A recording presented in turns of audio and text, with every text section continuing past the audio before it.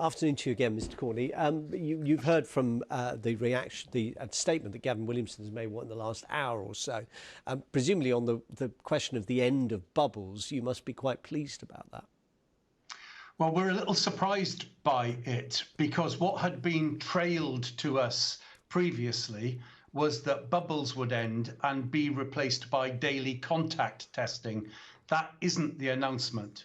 So instead, they're saying bubbles will end, isolation will end, head teachers will no longer have to do contact tracing, and that instead NHS contact tracing will get a contact from a child, we'll ask them who their close contacts are, we'll then ask those children to go and get a PCR test, but that's not on a daily basis, and the children can be in school until they get the PCR test and would only isolate if they were positive on that. So that's a bit of a surprise.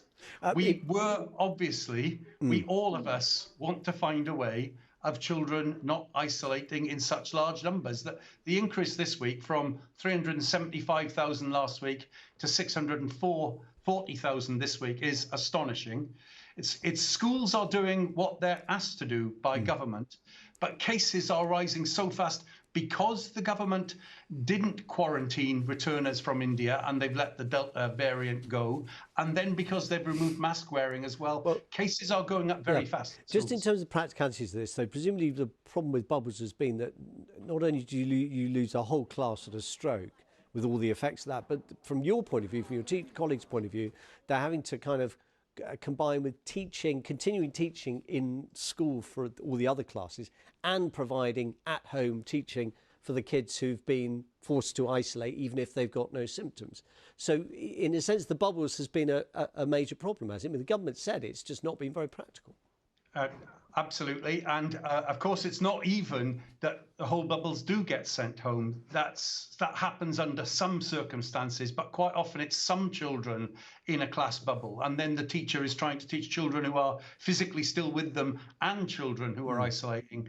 And you've got another consequence as well. The number of staff who are off school, teaching staff increased from 0.9% on the 1st of June to 4.2% on the 10th of June to 4.2% on the 1st of July. Not because they have COVID, but because they've been close contacts of someone with COVID. What about the other parts of the statement? And one of the things that the Education Secretary said was that some protective measures will continue. And he pointed into the autumn term, he pointed out about things like enhanced hygiene and ventilation. What progress has been made on that this year? Well, very little, I'm afraid. There is enhanced hygiene, but schools aren't being reimbursed for the costs of that enhanced hygiene. But ventilation, we've made very little progress. We've been asking for CO2 monitors to be deployed. They don't improve the ventilation, but they tell you if the ventilation's bad. And HEPA filters, which the German government and the New York City authorities are implementing into schools. And we think that the government should be looking at that. The big question here is, I do think the government, by the set of announcements, is saying they've got a form of herd immunity, that not like it was before, but they are hoping that the spread of vaccination and the spread of infection amongst 20-year-olds is going to mean that cases start to fall. Previously, in the other peaks, we've had cases rising and then they've fallen because of government restrictions. That's what's brought them down again. Now they're saying that they will start to fall at some point just because there's no one left to infect. And they are hoping that deaths and hospitalizations won't rise. They are hoping, as we all hope, they're hoping that a new variant won't evolve, which can escape the vaccine. And they're hoping there won't be lots of long COVID cases in children. Can I bring you back to what's happening, what will happen in the classrooms in the autumn, if I may? And that is, I mean, effectively, the summer term is almost over now. It's very difficult to see that there's much else that can be done in terms of changing measures that would affect people in the next couple of weeks.